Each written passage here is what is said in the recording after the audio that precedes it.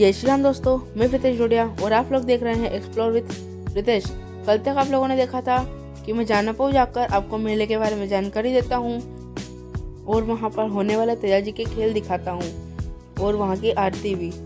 और जैसा कि आप लोगों को पता ही होगा कि मैंने आपको बताया था कि मैं आपको दुकान के बारे में जानकारी दूंगा और हमारी जो एक बात अधूरी रह गई थी आचार्य जी से, वो आज दोस्तों पूरी होने वाली है। तो देखते रहिए हमारे साथ एक्सप्लोर विद प्रीतेश।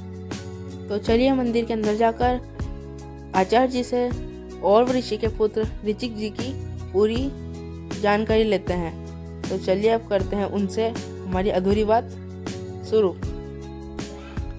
और ऋषि के पुत्र हुए ऋचिक मुनि, और ऋचिक मुनि के जो समय था वो त्रिकालदर्शी का था। उस समय के वो त्रिकालदर्शी थे, बड़े ही बहुत ऊंचे पहुँचे हुए ऋषि माना जाता था। ये जब बड़े हुए तो यौवन अवस्था में जब ये घूमने लगे और घूमते घूमते एक राजा जो थे उनके दरबार में ये पहुँचे।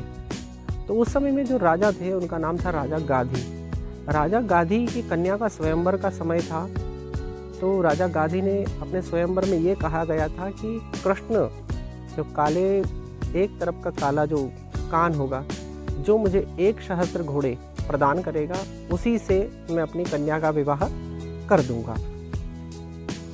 तो ऋचिक मुनि ने उस समय में वरुण का भी नियम आता है और इंद्र का भी समय आता है कि इंद्र से भी पूछा गया था या वरुण से।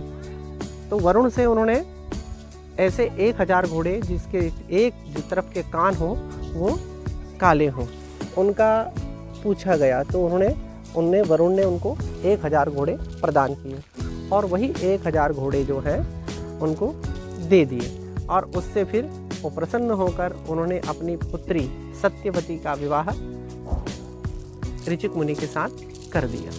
ऋचिक मुनि फिर अपने आश्रम आ गए और कई वर्षों तक अपना ध्यान तपस्या में लीन रहे।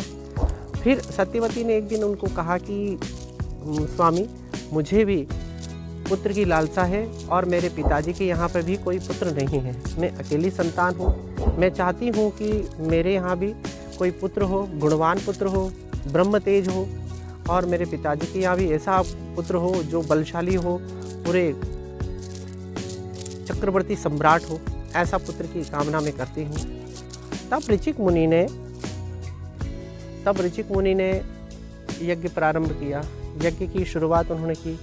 तब उन्होंने राजा गाधी को और उनकी पत्नी को भी यज्ञ में बिठाया और स्वयं भी यज्ञ शुरू करने लगे। तब यज्ञ में आहुतियाँ दी जाने लगी और उस यज्ञ के पश्चात दोस्तों आपको बाकी की जानकारी कल की वीडियो में मिलेगी और साथ ही आपको कल सच में भी दुकान के बारे में जानकारी देखने को मिलेगी। और तो और इस दुकान का एक ऑफ़र भी है जो सिर्फ मेरे सब्सक्राइबर के लिए होगा। उसके बारे में भी आपको सिर्फ कल ही जानकारी मिलेगी।